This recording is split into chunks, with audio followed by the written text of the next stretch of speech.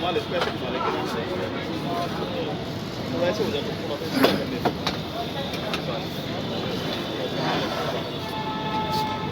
करके मैं खुद को सम्मानित महसूस कर रहा हूँ। बहुत अच्छा लगा। नारियों का सम्मान होना चाहिए समाज में, चाहे किसी भी रूप में सम्मान होता है तो पुरुष का उसमें सम्मान बढ़ता है। और इसलिए मैं साथ में एक नारी को साथ में लेकर आया जो अपकमिंग स्टार है, कीरत जी। उनके साथ ही आया, उनके साथ इनकी फ़ोटो खींचने के चक्कर में लोग मेरा भी खींच लें। तो जैसा कि आप जानते हैं कि मैं federation of western India cine employees का प्रेसिडेंट हूँ। यहाँ से फिल्म इंडस्ट्री एक बार फिर से आपको निर्विरोध चुना गया है। जी, मुझे बहुत बहुत धन्यवाद आप लोगों का। मुझे 70 साल के इतिहास में पहली बार पूरी टीम हमारी निर्विरोध चुनी गई है। उसके खिलाफ किसी ने नामांकन पत्र नहीं भरा। ऐसा लगता है कि शायद हम अपना काम ठीक ठाक कर रहे हैं, तो लोग आगे भी चांस देते रहेंगे। हम कोशिश करेंगे कि निर्विरोध का सिलसिला जारी रहे और हम अच्छे काम करते हैं। सिने कलाकारों के लिए फ्लैट सस्ते रेट में मुहैया हो रही है, तो पत्रकारों के लिए भी कुछ जगह बनाया आपने? हाँ, मैंने बिल्कुल इस बात को कहा है कि पत्रकार हमारे मेंबर हैं। पत्रकार हैं तो फिल्म इंडस्ट्री में हम लोगों की पहचान है। पत्रकार के बगैर हमारा कोई पहचान नहीं है। मैं आप लोगों के माध्यम से आह्वान करूँगा कि हमारे यहाँ फेडरेशन में आएँ, फॉर्म भरें। आप हमारे बोनाफाइड मेंबर हैं। जो सुविधा हम अपने मेंबरों को, टेक्नीशियन को, आर्टिस्ट को देते हैं, सेम अधिकार से आपको भी फ्लैट मिल सकता है। मिनिमम पैसे में आपको खूबसूरत घर, एक बहुत बड़ी हाउसिंग सोसाइटी कम्प्लेक्स बना रहे हैं, टाउनशिप बन रहा है। यहाँ पर के मार्केट होंगे, मॉल होंगे और स्कूल होंगे, हॉस्पिटल होगा। 50,000 घर का प्लान है जिसमें सरकार ने मुझे अभी 10,080 घर पास करके दिया है। तो जिसके पास घर ना हो उसकी क्राइटेरिया यही है कि आपके पास मुंबई में घर नहीं होना चाहिए।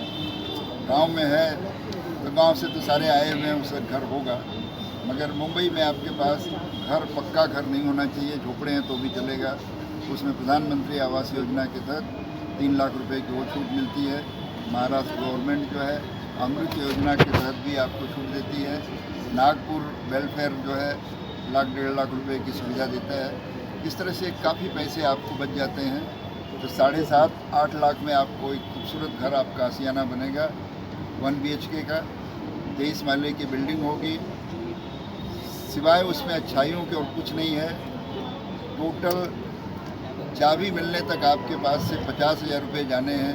बाकी बैंक जो है मिनिमम इंस्टॉलमेंट करके 5,000 6,000 करके आपको पेमेंट लेती रहेगी। वो सब काम कराने का काम जो है फेडरेशन करेगी, बिल्डर करेगा। हमने 253 एकड़ ज़मीन लेकर रखी है आप सबके लिए। सबका स्वागत है। आएँ, फॉर्म भरें और उसमें फॉर्म भरने की कोई कीमत नहीं है। जब वेरिफिकेशन होगा तो 1100 रुपया लगेगा। वेरिफिकेशन आपका सक्सेस हो जाता है क्योंकि प्रधानमंत्री आवास योजना के तहत है। प्रधानमंत्री के लोग जो हैं, जो यहाँ नियुक्त किए जाएंगे, वो आपको एक बार देखना चाहेंगे कि आपके पास कोई दूसरी प्रॉपर्टी तो नहीं है। यदि उसमें आप सही निकले तो 10,000 रुपया आपसे लिया जाएगा और आपको फिर आगे चाबी मिलने तक आपसे कोई संवाद नहीं होगा। आप आएँ, देखें। 30 तारीख को हमारा मॉडल रूम, जिसको हमने 11 मार्च को ओपनिंग किया था, वो 30 अप्रैल तक बन करके तैयार हो जाएगा 1 BHK, जिसको आप जाकर देख सकते हैं कि घर कितना बड़ा है, रहने लायक है, लेने लायक है, नहीं है। उसके उद्घाटन के लिए सलमान खान से हम बात कर रहे हैं, अमिताभ बच्चन से कर रहे हैं, प्रधानमंत्री को भी इनवाइट करेंगे। हमारी ख्वाहिश तो बहुत है क्योंकि पहली बार सीने वर्कर्स के लिए घर मिल रहा है और हम उसके वन ऑफ द पार्ट हैं। उसमें हमारी इन्वॉल्वमेंट है। हम भी एक बड़ी इमारत के एक छोटी सी ईंट है। हम चाहेंगे कि आप लोग सपोर्ट करें और उसमें आएँ। सर, हमारे कैमरामैन पूछ रहे हैं कौन सी जगह है ये करजत से पहले है, सेलू स्टेशन है। यहाँ से कार से जाएंगे तो 2 घंटा, घाटकोपर से 1 घंटे के अंदर आप ट्रेन से पहुँच जाएंगे। करजत स्टेशन के ठीक सामने आप उतर करके हमारी प्रॉपर्टी है। एक तरफ टाटा की है, दूसरी तरफ इंजीनियरिंग कॉलेज है और बीच में हमारी जगह है, रोड से लगी हुई है। एक लाइन में अगर बात करें जो घर है वो लोन पे दिया जाएगा या एक अमाउंट पे दिया जाएगा, ये बात कंफ्यूजन थोड़ी ये कि कम लोन पे देंगे या फिर पूरा फ्री रहेगा वो, ये फ्री की तरह होगा मगर फ्री नहीं होगा। कितना 1 BHK कितना 1 BHK आपको 7 से 8 लाख के बीच में मिलेगा। देना आपको सिर्फ 50,000 ही है, बाकी इंस्टॉलमेंट आपका बन जाएगा। वो आपको रियल कॉस्ट 7 से 8 रहेगा। 7 से 8 जी। जी मैम, कीरत जी, आप क्या कहना चाहेंगे, नारी सम्मान कितना इम्पोर्टेंट है आज के टाइम में? जितने भी हम यहाँ पे फोटो देख रहे हैं, कल्पना चावला जी, इंदिरा गांधी जी और सबसे मदर पहले तो मेरी मैं है। आप सभी का धन्यवाद करना चाहूँगी। आप सभी ने मुझे यहाँ पे बोलने का जो मौका दिया है। आज का दिन बहुत इम्पोर्टेंट है हर एक नारी के लिए, और सबसे पहले मैं धन्यवाद करना चाहूँगी सर तिवारी सर जी का, जिन्होंने मुझे इस लायक समझा कि इन्होंने मुझे अवार्ड दिया कि मैं आने वाले टाइम में एक सुपरस्टार बनूँ, इंडस्ट्री में एक अच्छा काम करूँ, अपनी एक पहचान बनाऊँ। और मिस्टर आर्यन जी का भी मैं धन्यवाद करना चाहूँगी, एग्नेस मैम का। सो आज का दिन बहुत इम्पोर्टेंट है। मैं यही कहना चाहूँगी कि जो ये दिन है सिर्फ एक सिटी में नहीं मनाना चाहिए, ये पूरे वर्ल्ड में मनाया जाना चाहिए, ताकि जहाँ पे सभी नारी को आगे आने का मौका मिले, अपना टैलेंट दिखाने का मौका मिले। क्योंकि इससे क्या है कि हमें एक मोटिवेशन मिलती है कि पूरे समाज के लोग हमारे साथ हैं, ताकि हम कुछ करके दिखाएं अपने। सो बस मैं आप सभी का ये धन्यवाद करना चाहूँगी। Thank you so much. Thank you. मैं ठीक हूँ। आपके दिन के बाद नारी सम्मान करना कितना ज़रूरी है इस समय में? और बहुत सारी महिलाएं हैं बहुत। जो आपसे भी इंस्पायर होती है, तो कितना ज़रूरी है नारी सम्मान? से नारी सम्मान बहुत ज़रूरी है। आज हम मॉडर्न इंडिया में हैं जहाँ पे हम कहते हैं कि भेदभाव नहीं है लड़का लड़की में, लेकिन कहीं ना कहीं फिर भी कंजर्वेटिव माइंड्स में ये चीज़ें पनपती रहती है, चलती रहती है। तो ये बहुत ज़रूरी है कि हम खुलकर नारी का सम्मान करें और उसको आगे बढ़ाएं कि आप आगे बढ़ो। तो उससे क्या होगा, नई जनरेशन के जो लोग हैं उनको भी मौका मिलेगा और हमारी आहिस्ता आहिस्ता करके जनरेशन के माइंडसेट चेंज हो जाएगा। तो जब भी मौका मिले ऐसे फंक्शंस करके नारी को सम्मान करना बहुत ज़रूरी है। मुझे लगता है ये इम्पोर्टेंट है और ज़्यादा होना चाहिए। लाइक मैंने नोट किया है पिछले 5 साल में जितने होते थे ये ऐसे छोटे छोटे सम्मेलन या अवार्ड्स, अब ज़्यादा हो गए। और मुझे लगा था लॉकडाउन के बाद ये बहुत कम हो जाएगा, लेकिन लॉकडाउन के बाद भी ये जारी है, तो it's a very good thing. और ऑडियंस जानना चाहती है कि अब आने वाले समय में कौन से प्रोजेक्ट्स में आपको देखेंगे और क्या कुछ हो रहा है? हाँ, तो राधे कंप्लीट की थी शूट करके, अभी अंतिम कंप्लीट की है सलमान सर की। राधे भी सलमान सर की है, फिर 2-3 और प्रोजेक्ट्स हैं। उससे ज़्यादा मैं बिज़ी हूँ अपने एक रियलिटी इन रियलिटी मेरा एक प्रोजेक्ट है जिसमें मेरी टीम स्लम्स के बच्चों तक जाती है और उन्हें हम उन डांसर्स को ढूंढ कर लाते हैं उनके घर जाकर। तो ये काम में मैं दिसंबर से मेरी टीम और मैं ज़्यादा बिज़ी हैं। हमने अब तक 450 डांसर्स ऑल ओवर स्लम्स से, मुंबई स्लम्स से कलेक्ट किए हैं। उनके बीच में कंपटीशन होगा और मेरा ये वादा है और मैं ऐसा सोचती हूँ कि मैं उन्हें एम्प्लॉयमेंट देना चाहती हूँ। ये नहीं कि सिर्फ अवार्ड शो हो गया और उनको ट्रॉफी थमाई जाए। मेरा इरादा है कि स्लम्स के कोने कोने से टैलेंट को ढूंढा जाए और उन्हें काम दिया जाए, उन्हें प्लेटफॉर्म दिया जाए, ताकि स्लोली जो हमारी इतनी फैली हुई स्लम्स है उनके लोग बाहर आए और ये कम होती जाए, उन्हें काम दिया जाए। तो मैंने ऐसे लोगों को चुना जिन्हें कोई नहीं देखता, जिनके पास कोई पैसे नहीं है, जिनके पास टैलेंट है लेकिन खाने के लिए रोटी नहीं है। तो हम घर घर जाके मेरी टीम और मैं उनको ढूंढ कर लाते हैं और उनका ऑडिशन करते हैं, उनके घर वालों से मिलते हैं, उनके साथ बैठते हैं, अच्छा पल बिताते हैं और उनके ऑडिशन टेप खुद रिकॉर्ड करके आते हैं।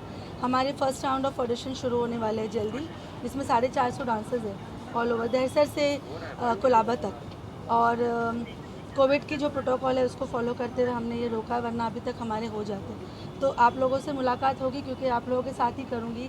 ये रियलिटी शो है जो रियलिटी इन रियलिटीज़ का नाम है और जो रियल लाइफ में होने वाला है। इसे मैं चैनल पे नहीं दूंगी, मैं इसे रियल लोकेशन पे रियल लाइफ में करूँगी और रियल जो जेम्स है वो हम निकाल के लाएंगे और फिर उन्हें अपने तरीके से एम्प्लॉयमेंट दिया जाएगा। तो this is the project which जो मैं दिन रात आजकल इस पर काम कर रही हूँ। आप लोग प्लीज़ इसमें शुभकामनाएं दीजिएगा अपनी, हमें दुआओं की बहुत ज़रूरत है। You know. मैम पूरी शुभकामनाएं हमारी तरफ से। और मैम राधे जैसे ऑलरेडी कंप्लीट हो चुकी है और सलमान सर ने उसका अनाउंसमेंट भी कर दिया है कि ईद के टाइम पे थिएटर में ही रिलीज़ किया जाएगा, तो ये फैसले को सुन के कितनी खुशी हुई, क्योंकि बहुत सारी फिल्में अब OTT पे रिलीज़ की जा रही है क्योंकि थिएटर में जो है जगह नहीं मिल रही है, 50% ऑक्यूपेसी है, क्या कहना बहुत खुशी हुई क्योंकि मुझे तो पता ही था, पूरे लोग जानते हैं, इंडस्ट्री जानती है, समाज जानती है, उनकी ऑडियंस जानती है कि वही है शेर जो ये काम करेंगे। You know, we all knew that पहला कदम कौन उठाएगा, वो वही है बंदा, यू नो, जिसको पता है कि मेरी ऑडियंस पहुंचेगी एंड एवरीबडी विल गो। सो उन्होंने किया है, इसके बाद सब पहुंचेंगे थिएटर। और आई थिंक थिएटर्स जाना चाहिए, थिएटर्स बंद नहीं होने चाहिए, ये हमारे बॉलीवुड की शान है, यू नो। तो मुझे बहुत खुशी हुई कि हम ईद पे रिलीज़ हो रहे हैं, क्योंकि बोला था कि हम आएंगे, कमिटमेंट था ईद पे आने का, and he is coming on Eid. And I wish कि बहुत सारे लोग, उनके फैंस जाते हैं लेकिन और भी जाइए, अपना सपोर्ट दीजिए, यू नो, थिएटर्स को और ऑब्वियसली अपने भाईजान को। Thank you ma'am, thank you so much. Thank you, आप लोग सब सेफ रहिए। और आपकी लाइफ में ऐसी कौन सी महिला है जो आपको इंस्पायर करती है? मेरी लाइफ में तो बहुत सारी महिलाएं जो मुझे इंस्पायर करती है। मेरे घर में ही माशाल्लाह बहुत सारी औरतें ज़्यादा है। पता है, कभी कभी मैं सोचता हूँ कि मैं प्रेग्नेंट क्यों नहीं हो सकता, मतलब you know, I used to think मैं पीरियड्स पे क्यों नहीं जा सकता। बट आई थिंक आदमी ज़ात की शायद उतनी औकात नहीं है जो इतना सब कुछ झेल सके, उसके बाद में भी बहुत सारा यू नो ज़िंदगी में रिस्पॉन्सिबिलिटीज़ उठा सके। सो आई थिंक नारियों का सम्मान एक दिन नहीं, हमेशा होना चाहिए। ओके, और यहाँ पे हमने देखा कि बहुत सारी महिलाओं को सम्मान दिया जा रहा है, तो आज के टाइम में वो कितना इम्पोर्टेंट है महिलाओं को सम्मान देना? और जोमेटो का वीडियो देखने के बाद तो पता नहीं, बट खैर नहीं, ऐसा नहीं है, मस्ती कर रहा हूँ। औरतों का सम्मान होना चाहिए। आई थिंक बहुत सालों से उन्हें उनका हक नहीं मिलता है, तो अभी कहते हैं ना, ऐसे कोरोना वायरस चल रहा है, ऐसे लग रहा है कि दुनिया ख़त्म होने वाली है। तो आई थिंक उससे पहले ही शायद जितना आप सम्मान कर सकते हो करो, क्योंकि आखिरकार उन्हीं ने आपको इस दुनिया में लाया है यार। So I think we should respect women. Faisal, आप जब इंजर्ड हुए थे उसके बाद अब हम जो है बहुत सारे आपके डांसिंग के वीडियोस देख रहे हैं। अच्छा। तो कोई अपकमिंग प्रोजेक्ट्स है आपके, अगर कुछ शेयर करना चाहें? यस, मैं एक डांस बेस्ड वेब सीरीज़ करने वाला हूँ एंड होपफुली उसकी अनाउंसमेंट बहुत जल्दी ऑफिशियली करूँगा। सो लेग इंजरी के बाद में एक डांस बेस्ड वेब सीरीज़ करना मेरे लिए एक अचीवमेंट टाइप है, क्योंकि डांसर हूँ तो यू नो डांस हमेशा कनेक्शन में रहेगा। So I am excited and I will reveal it soon. Thank you so much. Thank you. वैसे तो सब लोग बोलते आए हैं कि नारी सम्मान करने के लिए एक दिन का वेट क्यों करे, तो मेरे को ऐसा लगता है कि इट्स ट्रू, बट कभी कभी अप्रिसिएशन हर चीज़ में अच्छा ही होता है, तो नारी सम्मान भी अच्छा ही होता है, जहाँ पे आप अलग अलग क्षेत्रों की औरतों को, नारियों को सम्मानित करते हैं, एंड एक प्राइड वाली फीलिंग भी आती है that yes I am also part of it. मैं भी हूँ उस लीग में जहाँ आज के दौर में नारी को एक शक्ति माना जाता है। आप बहुत सारी महिलाओं को इंस्पायर करते हैं, लेकिन आपके लाइफ में ऐसी कोई महिला है जो आपको इंस्पायर करती है? ऑफ कोर्स माय मॉम, मेरी माँ मुझे इंस्पायर करती है बहुत ज़्यादा। मैंने बचपन से उसे कभी मतलब हर किसी का अपना एक संघर्ष होता है, तो उसको कभी हताश होते हुए नहीं देखा है, हमेशा उसे मूव ऑन होते हुए देखा है, हमेशा ज़िंदगी में हमको भी उसने शायद यही सिखाया है। तो आज yes, she is my inspiration. Any of your upcoming project would like to share? Yes, मेरी एक बहुत ही जल्द वेब सीरीज़ शुरू होने वाली है, जो आपको ऑनलाइन मतलब OTT पे दिखेंगी। I think very soon that will be there, which is based on cricket. So yeah, it is interesting. Thank you so much. Thanks. नारी सम्मान किया जा रहा है यहाँ पर, आज के टाइम में कितना इम्पोर्टेंट है नारी, मतलब महिलाओं को मोटिवेट करना, उनको जो है हौसला देना? आई फील आज के टाइम में ऑलरेडी नारियों को मोटिवेशन काफ़ी मिल रहा है। We are already quite motivated, and in today's time, in this generation that we are in 2021, there is equality given to women already. There is education that is equally been given. Our president was also a woman, and I feel now there is nothing called this highs and lows of women and male and differences, because आज के तारीख में दहेज वाला system नहीं चल रहा है, लेकिन वर्किंग वुमेन हर किसी को चाहिए, which is in a way actually giving interest in form of dahej, which I feel. So वो इक्वालिटी ऑलरेडी आ चुकी है। वो एक ज़माना था, एक अर्जा था जब लड़कियों को शिक्षा नहीं देते थे, जब education was not there for women, when they wanted to get women married at the age of maybe 18+। लेकिन अभी at least for the cities like Mumbai और maybe the district like Maharashtra and states, we all have empowered over it and we all are getting educated, we all are thinking about our future. Nowadays women really want to make their career, become established, do something in life than that of getting married. But अगर आप हमसे पूछेंगे कि actual नारी कौन है, तो I will tell you a housewife is the actual नारी। क्योंकि बहुत आसान होता है, लोगों को लगता है कि हाउसवाइफ कुछ काम नहीं करती और हाउसवाइफ का कोई रोल नहीं है, लेकिन हाउसवाइफ आपके काम करके आपके काम वाली बाई का पैसा ज़रूर बचाती है जो कि जाता है। प्लस हाउसवाइफ जो आपके लिए खाना बनाती है और जो केयर करती है, वो एक्चुअल रियल लाइफ में आपके लिए कोई आउटसाइडर नहीं करेगा। So a mother and a housewife I think so is an actual नारी। और मेरे हिसाब से every day is a Nari day, yeah. We every day celebrate. Every day is a moment. Whenever your mom comes in your hard times, it's a Nari day. Whenever your wife stands by you, it's a Nari day. So, मेरे लिए I feel it's gender equality is already there. So, I feel woman empowerment comes from your mother. क्योंकि अगर माँ नहीं होगी तो woman empowerment भी नहीं होगा. So, mom is the actual Nari. और हम हर कोई अपने माँ को बहुत चाहते हैं और कई लोग हैं जिनको माँ का प्यार नहीं मिला है। तो I think so it's a cheers for womanhood to motherhood. So it's happy women's day and happy नारी day to all the mothers who are there and all the daughters. Madam नारी के लिए करती हैं, हमें अच्छा लगता है और मैं भी चाहूँगी कि अगर ऐसा कुछ मौका मिलेगा तो मैं सम्मान करूँगी।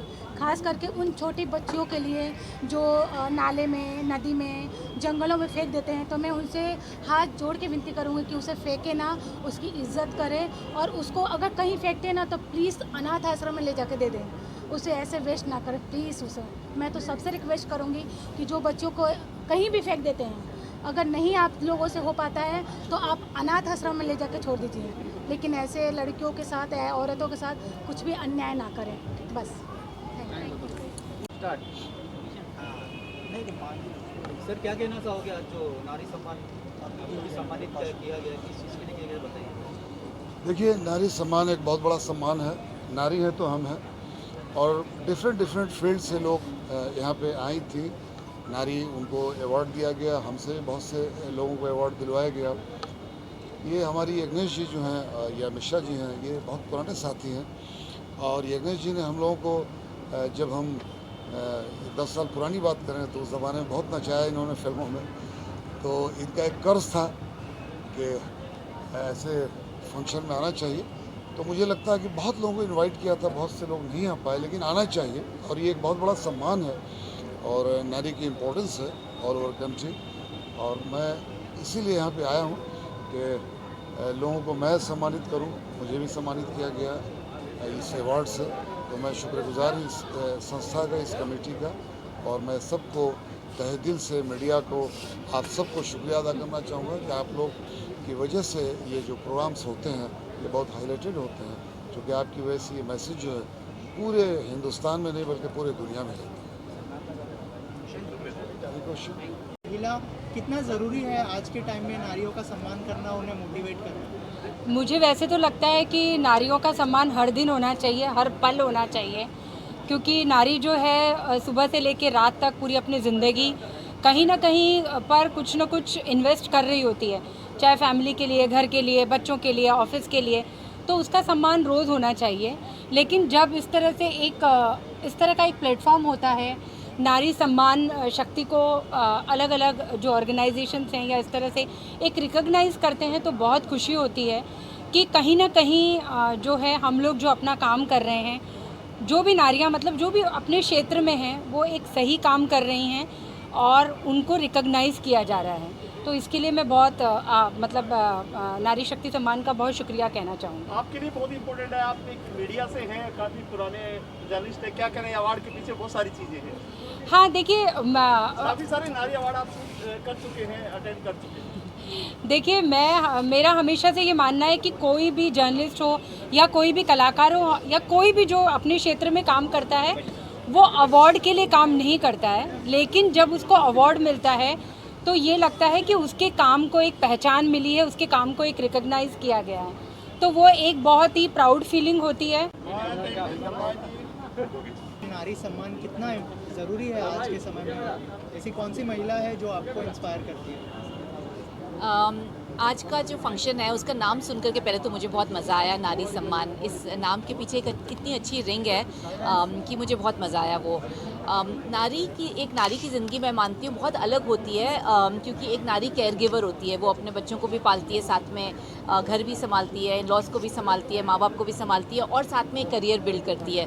तो इसलिए उसकी ज़िंदगी बहुत अलग होती है कि वो पूरे घर को केयर देती है और साथ में अपनी पूरी करियर बिल्ड करती है। तो जब नारियों की करियर को हम सेलिब्रेट करते हैं, उनकी ज़िंदगी को हम सेलिब्रेट करते हैं, तो I think it's a very beautiful thing, क्योंकि हम उनको एक स्ट्रेंथ से और बिगर स्ट्रेंथ में जाने में इंकरेज करते हैं। So I'm very happy to be here and I'm very happy to be part of a concept called Nari Sammelan. 2019 Mrs India, 2019 Mrs Mumbai, 2018 मैं बहुत शुक्रिया करूँगी सारी मीडिया का जो हमेशा इसी प्यार से, इसी दुलार से हमसे मिलते हैं। और मैं आज बहुत खुश हूँ कि मुझे नारी सम्मान मिला है, क्योंकि मैंने बहुत समाज सेवा की है, तो समाज एक्टिविटी के लिए मिला है। और मैंने बहुत सारे प्रिंट शूट किए हैं और अर्चना गोचर के साथ भी मेरा अभी प्रिंट शूट है और बॉम्बे टाइम्स के लिए मैं चल रही हूँ। तो मैं खुश नसीब हूँ इस चीज़ के लिए कि मुझे आज अभी जनवरी से मेरा स्टार्टिंग जो हुआ है वो बहुत खूबसूरत हुआ है, काफ़ी अवार्ड मुझे मिल रहे हैं। और ये जो नारी सम्मान का, श्री नारी सम्मान का अवार्ड है, ये तो अपने आप में ही अलग है। इसके टाइटल को देख के ही लोग एकदम बहुत खुश हैं और हर औरत को औरत का भी सम्मान करना चाहिए और इस टाइप के अवार्ड फंक्शन रोज़ होते रहना चाहिए। मैं बहुत प्राउड फील कर रही हूँ। ऑरेंज जी को बहुत बहुत शुक्रिया और हमारी ये प्यारी मुंबई की मीडिया को बहुत बहुत शुक्रिया। मैं तहे दिल से शुक्रिया करना चाहूँगी। इस मंच के माध्यम से कहना चाहूँगी कि नारी का सम्मान करो और नारी को खुद अपने सम्मान की ज़रूरत नहीं है, वो खुद भी आगे बढ़े तो सम्मान ही है। खुद अपने लिए करना चाहिए और औरत को करना चाहिए। ज़रूरी नहीं है कि मर्द ही करे तभी सम्मान है, सबको एक दूसरे का सम्मान करना चाहिए और नारी तो अपने आप में एक ही है। नारी है तो सब कुछ है। Thank you so much. कितना ज़्यादा इम्पोर्टेंट है आज के टाइम में एज अ महिला, कितना मोटिवेटेड फील कर रही है ये अवार्ड लेने के बाद? देखिए, गवर्नमेंट इन बहुत सारे NGOs are many government and many other NGOs are working in putting all their efforts in creating awareness among people regarding women empowerment. But women empowerment तभी हो सकते हैं जब हम inequality को eliminate करेंगे। आज भी I have received this award, लेकिन आज हम जब देखते हैं तो अभी भी it is a male dominated society. अभी भी एक ही प्रोफेशन के लिए, एक ही स्टेटस के लिए, एक ही जॉब के लिए लड़कियों को ज़्यादा पैसा मिलता है, लड़कियों को कम मिलता है। रिस्पेक्ट के वाइज भी हम अगर देखा जाए तो द सेम थिंग हैपनिंग। जब तक ना इक्वेलिटी होगा तब तक you cannot say you are empowering women और you are respecting women. So this is very important. अभी बहुत सारे CEOs बन रहे हैं जो विमेन हैं, आगे तरक्की कर रहे हैं, लेकिन that is very handful of women. And most importantly, हम अगर कोई विमेन काम करते हैं, maybe CEO of a company और maybe actors, then we give them award. I think the most means the ladies who deserve actual awards are the housewives. We should respect them more than anybody because they maintain their whole family and make sure that everybody in the family is happy and they can achieve whatever they want in their lives, and for that they sacrifice their own life. So more power to all the housewives around, and yes, inequality has to be eliminated. Right. Also male dominated society है जैसे आपने कहा, तो आपको लगता है कि महिलाओं को वही इक्वालिटी मिलनी चाहिए एज यू सेड, और जिस तरह का सपोर्ट आपको मिला है मेल लोगों से भी, उसको मानते हैं कि बहुत अच्छा सपोर्ट था आपको, जो मुश्किल समय था आपका, जो आपने केस भी किया था अनुराग जी के ऊपर? बिल्कुल, बहुत लोगों ने मुझे सपोर्ट किया, मुझे पूरे हिंदुस्तान ने सपोर्ट किया। जो जिनको who understand women, they have come and stood by me. So I'm grateful to everybody. Yeah, the time is changing, but we need to change it more and more and faster, and let women breathe the same air that men do. That is my request. Tax चोरी का मामला आया है Phantom film के द्वारा, उस पर आप क्या कहना चाहेंगे? अनुराग कश्यप के ऊपर और काफ़ी देखिए, अनुराग कश्यप ऐसे इंसान है जो दुनिया को बताते हैं वही चीज़ वो खुद करते हैं, और वो फेमिनिस्ट बन के घूमते हैं, लेकिन अंदर ही अंदर दूसरे मतलब एक्ट्रेसेस को, जो अपकमिंग एक्ट्रेसेस है, नए एक्ट्रेसेस को शारीरिक शोषण करने का मेंटालिटी रखते हैं, करते भी है, और खुद उन्होंने बताया। वो दूसरे को ज्ञान बांटते रहते, ये नहीं होना चाहिए, वो गलत है, वो चोर है, ये ऐसा है, लेकिन वो खुद ही इतना बड़ा चोर है कि 650 करोड़ का स्कैम लग गया उनके ऊपर। तो समझ सकते हैं कि कैसे स्प्लिट पर्सनालिटी है। ट्विटर पे कुछ और दिखाते हैं और रियल लाइफ में वो बिल्कुल अलग इंसान है। तो ऐसे इंसान बहुत ही ज़्यादा हार्मफुल है हमारी सोसाइटी के लिए। तो मैं चाहूँगी कि ऐसे इंसान को हम अवॉइड करें और इनको इतने इम्पोर्टेंस ही ना दें। आपको न्याय मिला कि नहीं मिला? फिर भी पुलिस हमें बोलते हैं कि investigation is going on, investigation is going on, ma'am please keep patience, we are doing our best, but I don't know. Again, I told you it's a male-dominated society, and everything, when their favorable party is in the government, then obviously that they will try do everything to help that criminal rather than helping the girl of their own state. आपने style थोड़ा change कर लिया है, थोड़ा look change हो गई, क्या कहना चाहेंगे आप? लुक चेंज होगी मतलब? अनुराग कश्यप के केस के बाद में मीडिया आपको जानने लगी कौन है क्या है, तो आपका भी लुक चेंज हो गई आपकी। मीडिया पहले नहीं जानते थे मुझे। हाँ सही। तो लुक चेंज हो गया। I mean like okay, I am here to do as a women and as a part of this country. I will always try to do betterment for my country. I will try to do as much as possible for me. And apart from that, I want to do good movies which will be not only glamorous and only entertaining people, but it should give good advice to the society rather than the kind of movies that Bollywood is making, where they are projecting multiple affairs as if this is very common in India. The way they're projecting that taking drug is something very normal. They are not doing any good to the society. Rather, by seeing those movies and seeing those kind of stories, only youth of our country will get spoiled and they will think this is natural, so we can also do. So this has to be stopped. And very importantly, it has to be stopped, and censor board should come on OTT and control the kind of on OTT platform, the kind of content and films they are making, series they are making, that is actually very harmful for our society. It shouldn't be so open. We are Indian, we have our own culture. We should not forget our culture, and we should not try to adopt Western culture. Even Americans, even people outside Asia, they are trying to adopt Indian culture because they know there is lots of inner peace in this. Rather than going out and having multiple affairs, some going here, then next day to another person, won't make you any happy. So try to be a good human being and try to gather inner peace rather than just focusing on something which is not at all important. Thank you so much. किस पे बोलना है? नारी शक्ति के लिए मैं तो ये बोलूँगी कि नारी लफ्ज़ के सामने सब कुछ जो है बहुत छोटा पड़ जाता है, ठीक है, क्योंकि माँ एक ऐसी शय है जो दुनिया की सबसे ताकतवर शय बन के खड़ी होती है, और जब औरत टकराने पे आती है तो किसी से नहीं डरती। ये बात मैं अंदर बोल चुकी हूँ। लेकिन आज ये जो नारी शक्ति सम्मान समारोह हुआ है, मुझे इस सम्मान को पाने की इतनी खुशी नहीं है, क्योंकि मैं बतौर शायरा कवित्री पता नहीं आज 30 साल हो गए मुझे स्टेज पे जाते हैं। हमें बहुत सारे जो है अपने फील्ड के वहाँ पे हमें मिलता रहता है मोमेंटो, और ये सब इतना मायने नहीं रखता जितनी लोगों की मोहब्बत और सम्मान। और इस गाने में 2 लाइन्स थी कि उसने प्यार के बदले में चाही प्यार की भाषा, हाँ, फ़कत आदर फ़कत सम्मान, बस इतनी सी अभिलाषा। लेकिन अफसोस इस बात का हुआ कि जब हम यहाँ पे आए, मेरे पास ये मोबाइल है, मोबाइल में मेरे पास सेव है, मुझे as a special guest invite किया गया था। मैं इनके साथ शुरू से जुड़ी हुई हूँ, मेरे पास इनका मैसेज आया था, पेपर में नाम है और हम खुद आपको लेके जाएंगे, आपको आना है as a special guest, writer भी छोड़िए। उसके बाद ये गाना जो है इसको लिखा, आप गाने की बेस पे आपका पूरा एक फंक्शन पूरा तैयार हुआ जिस गाने की बेस पे। लेकिन हैरत इस बात की हुई कि आज जब राइटर और सिंगर मैंने भी गाया, इसने भी गाया। ये मेन इसकी आवाज़ ये कि जब शब्द और सुर मौजूद हैं यहाँ पे, तब अफसोस कि मीडिया ग्लैमर, मुझे कहने में कोई शर्मिंदगी नहीं है, मीडिया ग्लैमर, सेलिब्रिटीज़, अभिनय, नृत्य, संगीत, सबके सामने आप शब्द को भूल गए, आप राइटर को भूल गए। और ये राइटर के साथ हमेशा से होता आया है कि राइटर को कभी भी इंपॉर्टेंस नहीं मिलती, राइटर को हमेशा सेकेंडरी दर्जे का, दोयम दर्जे का समझा जाता है। अभी तो फिर भी सोशल मीडिया इसकी वजह से आप सिर्फ 2-4 नाम अगर छोड़ दीजिए, उसके अलावा आप राइटर को देखिए कहाँ इंपॉर्टेंस मिलती है। राइटर बेचारा ऐसे ही बैठा रहता है। उसका आज सबूत फिर मुझे मिला।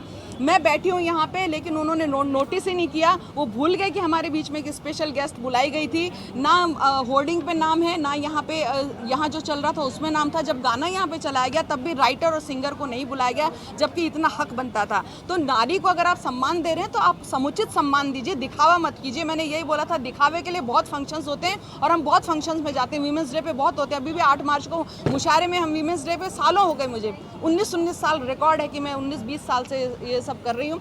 तो आप राइटर को भूल जाते हैं, आप शब्द को भूल जाते हैं। शब्द आप ब्रह्म हैं, अगर शब्द ही नहीं है तो बाकी सारी चीज़ें बेमानी है। अगर आपकी कोई स्क्रिप्ट लिखता है, स्क्रिप्ट ही अगर आपकी तैयार नहीं तो उस पर क्या ख्वाब आप स्टोरी बनाएंगे, लेकिन भूल गए क्योंकि उनको मीडिया चाहिए, उनको ग्लैमर चाहिए, उनको सेलिब्रिटी चाहिए। शब्द उनके सामने ग्लैमरस नहीं है, वो बहुत ही रूप विहीन है। तो उन्होंने शब्दों को ज़मीन पर रख दिया और मेकअप को सर पे बिठा लिया, सेलिब्रिटी को सर पे बिठा दिया। जिस दिन ये शब्दों को सर पे बिठाना शुरू कर देंगे, उस दिन सच में नारी का सम्मान होगा। और नारी खुददारी का भी दूसरा नाम है। मैंने बोला था, मैंने इस गाने में बहुत कहा, नारी वफा है, हया है, ये है, वो है, वो है।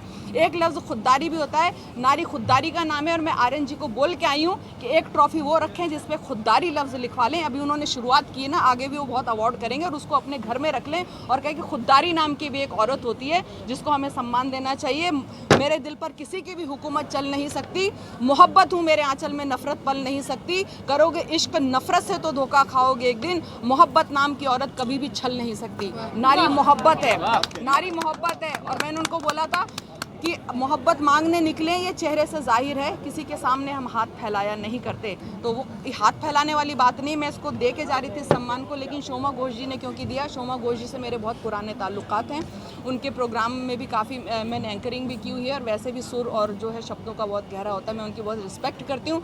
शोमा जी के कहने पर मैं इस अवार्ड को लेके जा रही हूँ, वरना ये अवार्ड, कई अवार्ड तो ऐसे भी होते हैं जो हम रख के भूल जाते हैं, पड़े रहते हैं ऐसे, उसमें हम खोलते भी नहीं उसको। तो ये नारी शक्ति सम्मान समारोह था, इसलिए था, वरना मैं बहुत दूर से मैं उसको लेने भी नहीं आई हूँ। उसकी आंखों में जब मैंने देखी अना, मैं भी खुददार थी, कह दिया जाइए। इसलिए मैं इस अवार्ड को छोड़ के जा रही थी और मैं उनको यही नसीहत दे के जा रही हूँ कि औरत का पहले सम्मान करना सीखिए, शब्दों का सम्मान करना सीखिए। फॉर्मेलिटी के लिए कि आपको अखबारों में अपना नाम देना है, आपको एस्टेब्लिश होना है एज अ ऑर्गेनाइज़र यहाँ पे, आपको सेलिब्रिटीज़ के साथ फ़ोटोज़ खिंचवा के सोशल मीडिया पर डाल के अपने यूट्यूब चैनल पर आपको लाइकिंग्स बढ़वानी है, ये नारी का सम्मान नहीं होता। और मुझे खुशी है कि ये जो घटना हुई, ये घटना आज के सम्मान को, नारी शक्ति को मुझे जस्टिफाई करने का और उसकी सार्थकता पे सवाल उठाने का मुझे मौका मिला। मैं खुशकिस्मत मानती हूँ कि मुझे उसने मौका दिया। जहाँ जहाँ मुझे मौका मिलता है मैं वो मौका कभी भी नहीं चूकती। ये सम्मान अगर इंटरनेशनल लेवल पे भी होता और हिंदुस्तान के सबसे बड़ा सम्मान भी मिल रहा होता, सबसे बड़े शख्स के हाथों मिल रहा होता, तब भी बाखुदा लता हया इस सम्मान को लौटा कर जाती अगर उसको अगर राइटर को सम्मानित नहीं किया जाता। ये बात मैं वादे के साथ कह रही हूँ, आइंदा भी कभी होगा तो मैं ऐसे ही लड़ूंगी। मंच पर भी लड़ती आई हूँ। मेरी ये गलती है कि मैं सच बोलती हूँ, चाहे नेता बोलें बैठे या कोई भी बोले। मैंने यहाँ पे भी, मुझे मेरी इमेज ख़राब हो या आगे मुझे नहीं बुलाया जाए, कोई मतलब नहीं है। मैं राइटर, एज अ राइटर अभी स्टेज से मीडिया लाइन पे अगर आई हूँ, अगर मुझे फिल्मों में लिखने का मौका मिला, अभी मेरे काफ़ी गाने यूट्यूब और उस पर आए हैं धीरे धीरे, अगर मुझे मिलने का मौका मिला, मैं आज उन बड़े बड़े राइटर से सवाल पूछती हूँ जो बड़े बड़े सम्मान लेके बैठे हैं। उन्होंने राइटर्स के लिए और भाषाओं के लिए कब लड़ाई लड़ी? किसी ने भाषाओं के लिए, ज़बान के लिए, जिस ज़बान ने सम्मानित किया है, जिन शब्दों ने सम्मानित किया है, उस भाषा के लिए किसी भी राइटर ने अपना जो अभी तक आवाज़ नहीं उठाई है। मैं आइंदा भी लड़ूंगी और यही नसीहत दे के उनको मैं जानना चाहती हूँ कि वो नारी का सम्मान करना सीखें। इससे ज़्यादा मुझे कुछ भी नहीं कहना। मुझे, मेरा कसूर ये है, अब क्या मिलेगी मुझको सज़ा आप सोचिए। मेरा कसूर ये है कि सच बोलती हूँ मैं। स्टेज पे अगर नेता भी बैठे होते हैं, हम बहुत हज़ारों कवि सम्मेलन, मुशायरे पढ़े, जो कहना होता है वही कह के आते हैं, लोगों की बात कहते हैं, अपनी बात कहते हैं। ये नारी जाति की बात थी, नारी जाति के लिए शब्दों की बात थी, ये ब्रह्म की बात थी। मुझे इतना ही कहना है कि इनको नसीहत मिले और खुददारी लफ्ज़ को ये याद रखें। हरलीन नहीं। लता जी, मैं आपका बहुत बड़ा फैन हूँ। हरप्रीत। मैंने उर्दू का आपका एक मुशायरा सुना था, मुझे उर्दू के ऊपर आपने बहुत अच्छी डेफिनेशन दी थी, तो अगर थोड़ा 2-4 लाइन सुना देंगे तो। अच्छा, उर्दू पे मैंने एक नज़म कही हाँ थी बहुत पहले, थी, और तब से मैं आपको बराबर फॉलो कर रहा हूँ जी। बहुत बहुत शुक्रिया। आपका नाम? मेरा नाम दिलीप यादव है। दिलीप यादव जी, सबसे पहली बात तो है कि आप मतलब दिलीप यादव कितना ज़रूरी है आज के समय में, और क्या कहना चाहेंगे एज ए महिला, कितना प्राउड फील हो रहा है ये अवार्ड रिसीव करते हुए? मेरा ये मानना है कि ऐसा कोई क्षेत्र नहीं है जिसमें नारी ने अपना परचम न लहराया हो, ऐसा कोई कार्य नहीं है जो नारी ने न कर दिखाया हो, लेकिन फिर भी नारी को अपने अस्तित्व के लिए लड़ना पड़ता है। ऐसा क्यों?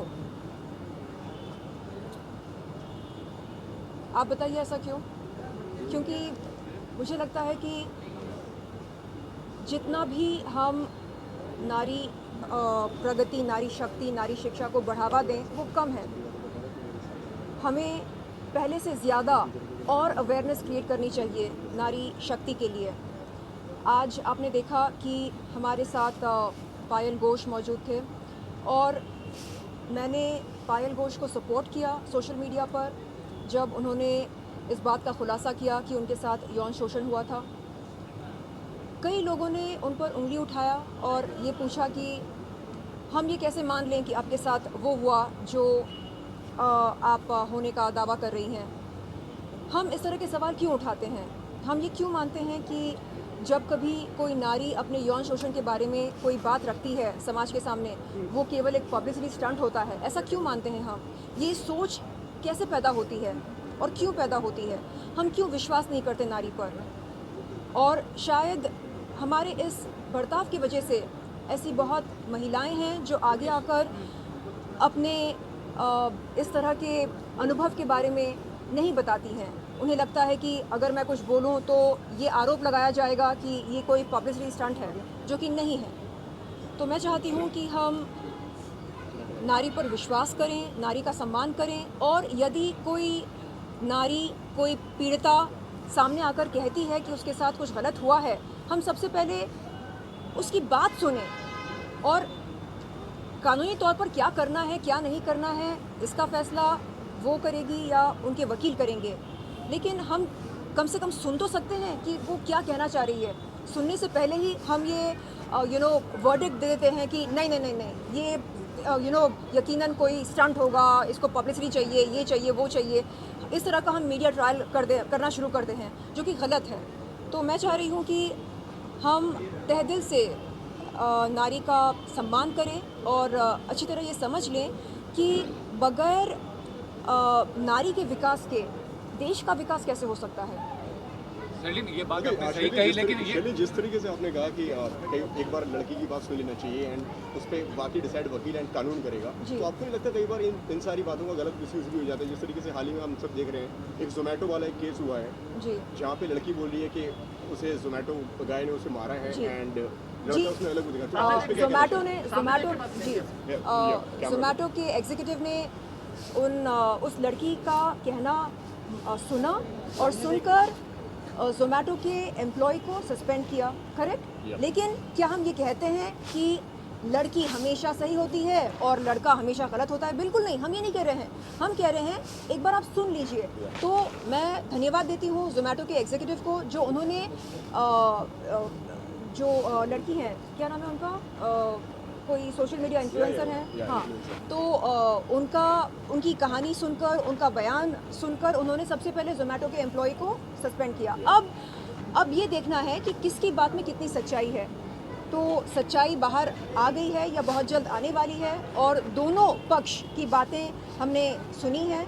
अब देखना ये है कि पुलिस किसके पक्ष में न्याय देती है। एंड सोशल मीडिया पर ये कहा जा रहा है कि एक्चुअली वो जो ज़ख्म हुआ है लड़की के नाक पर, वो उन्हीं के फिंगर रिंग से हुआ है। अब इस बात का खुलासा हो अच्छी तरह से, पुलिस इन्वेस्टिगेशन करे और पता लगाए कि असल में आरोपी है कौन। क्या यहाँ पर पीड़िता खुद आरोपी है या मामला कुछ और है। तो मैं ये नहीं कह रही हूँ कि हमेशा नारी जो है वही सही होती है और पुरुष जो है वो हमेशा गलत होता है, बिल्कुल नहीं। ये एक बहुत ही रूढ़िवादी सोच है, मतलब क्या बोलते हैं उसको, बहुत ही प्रिमिटिव सोच है। मैं इस या स्टीरियोटाइप सोच है, मैं इस सोच को बढ़ावा नहीं देती हूँ। मैं केवल ये कहती हूँ कि उन महिलाओं को हमें बढ़ावा देना चाहिए जो आगे बढ़ना चाहती हैं, लेकिन किसी ना किसी वजह से वो पीछे रह गई हैं। शायद कोई ऐसा अनुभव रहा होगा उनका जिसकी वजह से वो पीड़ित हैं। उन्हें मदद की ज़रूरत है, उन्हें सहारे की ज़रूरत है, उन्हें प्रोत्साहन की ज़रूरत है। और वो हम कहाँ से ला कर दें उन्हें, जब हमारे खुद के अंदर इस तरह की भावनाएं ना हो तो हम क्या ऑफ़र कर सकते हैं आगे वाले को। तो मैं चाह रही हूँ कि सबसे पहले हमारा हृदय परिवर्तन हो, इस समाज का जो कलेक्टिव कॉन्शियसनेस है उसमें बदलाव आए। शर्लिन, आपसे बहुत सारी महिलाएं इंस्पायर होती है, आपको कौन इंस्पायर करता है आपकी लाइफ में? मुझे कौन इंस्पायर करता है? मैं मेडिटेशन करती हूँ हर सवेरे। आजकल मैं 6:30 बजे उठ रही हूँ। मैं चाहूँगी कि और जल्दी उठूँ। तो उठकर जब एकांत में बैठती हूँ बहुत अच्छा लगता है। एंड खुद को मैं शक्तिशाली महसूस करती हूँ एकांत में बैठकर। एंड मुझे लगता है कि बहुत ज़रूरी होता है स्पिरिचुअल होना, कुदरत की ताकत के साथ जुड़ना। शेल्डी, मैं भी जानना चाहूँगा, being a film actress, social media influencer भी एक बड़ा कॉन्सेप्ट है, तो आपको ये अवार्ड किस रीज़न से मिला, बीइंग एन एक्ट्रेस और बीइंग एन इन्फ्लुएंसर? मुझे लगता है ये अवार्ड मुझे दिया गया निडर होकर अपनी बात को सामने रखने के लिए। अभी हाल ही में मैंने कुछ खुलासे किए थे और मुझे लगता है कि बात यहाँ पर सिर्फ खुलासे करने की नहीं है। हमें आमतौर पर डर लगता है ये सोचकर कि अगर मैंने ये स्टैंड लिया तो समाज क्या कहेगी मेरे बारे में, या क्या मुझे इंडस्ट्री में काम मिलेगा। मैंने अभी पिछले साल की बात है ये, मैंने एक बहुत ही डेयरिंग स्टैंड लिया। मैंने कहा कि मैं ड्रग्स के ख़िलाफ़ हूँ, मैं बॉलीवुड में अंडरवर्ल्ड के प्रेजेंस के ख़िलाफ़ हूँ। और उसके बाद मेरे कई दोस्तों ने मुझे कॉल करके बोला कि मुझे इतना डेयरिंग नहीं बनना चाहिए क्योंकि इसके बहुत हार्श कॉन्सिक्वेंसेस हो सकते हैं, क्योंकि इंडस्ट्री में बहुत सारे लोग नशीली पदार्थों का सेवन करते हैं। तो इस तरह उनके ख़िलाफ़ जाकर स्टैंड लेना शायद फ़ायदेमंद नहीं होगा। तो मैं नुकसान और फ़ायदे के बारे में नहीं सोचती हूँ। मैं ये सोचती हूँ कि मुझे क्या करना चाहिए। क्या माल का सेवन करना अच्छा होता है सेहत के लिए? बिल्कुल अच्छा नहीं होता। मैंने 2017 अक्टूबर में धूम्रपान करना छोड़ दिया। मैंने मार्च 2020 में शराब पीना छोड़ दिया। और मैं चाहती हूँ कि युवा ये अच्छी तरह जान ले, समझ ले कि ये चीज़ें अच्छी नहीं होती हैं, और जिन्हें हम आदर्श मानते हैं वो डिप्रेशन के नारे लगाकर माल का सेवन करते हैं। क्या ये अच्छी बात है? क्या आप एक अच्छा एग्जाम्पल सेट कर रहे हैं देश के युवा के लिए? नहीं, आप उनको अंधकार में ढकेल रहे हैं। क्या आपको ये शोभा देता है? आपको लोग आदर्श मानते हैं तो आप खुलकर उनसे कहो कि नहीं, दिस इज़ रॉन्ग, ये नहीं करना चाहिए। हमें लगता है नहीं बस फिल्में करो, अवार्ड्स जीतो, एंडोर्समेंट्स करो, पैसा कमाओ, बस लाइफ सेट है। नहीं, आप देश के लिए क्या कर रहे हैं? आप देश के युवा के लिए क्या कर रहे हैं? तो ये सवाल मेरे लिए बहुत मायने रखते हैं। कंगना रनावत और आपने खुलकर बोला, ऐसी कम लेडीज होती है जो सामने आती है। आपने बोला मैं ड्रिंक्स करती थी, छोड़ दिया। जी बिल्कुल। कंगना ने कुछ बोला था, ऐसे कुछ बात। तो इतनी डेयरिंग करना कितनी बड़ी बात अपने आप में, लोग छुपाते हैं नहीं? जी, मैं वही कह रही हूँ कि ये ज़रूरी नहीं है कि हर वो शख्स जो संस्कारी होने का दावा करता है वो वास्तव में संस्कारी हो, और हर वो लड़की जो अंग प्रदर्शन करती है वो वास्तव में शराबी हो या स्मोकर हो या नशेड़ी हो, ये ज़रूरी नहीं है। तो स्टीरियोटाइप से हमें बाहर निकलना चाहिए एंड हमें ये सोचना चाहिए कि हम देश के लिए क्या कर रहे हैं। क्या कर रहे हैं आप देश के लिए? आप कोई मैसेज दे रहे हैं देश के युवा को? क्या मैसेज दे रहे हैं आप देश के युवा को? आप ये बोल रहे हैं कि जब आप डिप्रेस फील करते हैं, नो प्रॉब्लम, आप माल का सेवन करो, आप सुट्टा पियो, आप दमारो दम करो, आप नशेड़ी बन जाओ। ये क्या किस तरह का मैसेज है ये? हाँ, आपको नहीं पता कि इसके क्या कॉन्सिक्वेंसेस होते हैं? ड्रग्स एक बहुत ही खतरनाक चीज़ होती है। हमें तो ये मैसेज देना चाहिए कि प्लीज़ और भी कई रास्ते हैं डिप्रेशन से राहत पाने के लिए, ये एक रास्ता नहीं है। मैं चाह रही हूँ कि इंडस्ट्री के सभी लोग सामने आएँ और एक होकर बोलें कि enough is enough, no more drugs, no more drugs, no more alcohol, no more rave parties, enough is enough. इस तरह का स्टैंड लेना चाहिए। आपके आंसू देखकर कितने लोग आपके साथ में खड़े हुए, जहाँ रो पड़े थे सोशल मीडिया पर, ऑनलाइन, क्या कहना चाहिए? एक लाइव के दौरान हमने देखा। जी जी जी, होता ये है कि जब इस तरह के हादसे हम याद करते हैं और उन्हें बयान करते हैं तो ऐसा लगता है कि उस हादसे को हम वापस जी रहे हैं। तो कहीं ना कहीं एक मानसिक प्रभाव होता है, एक साइकोलॉजिकल इफ़ेक्ट पड़ता है एंड बस उसी के चलते थोड़ा सा हम भावुक हो जाते हैं और कुछ नहीं। जी।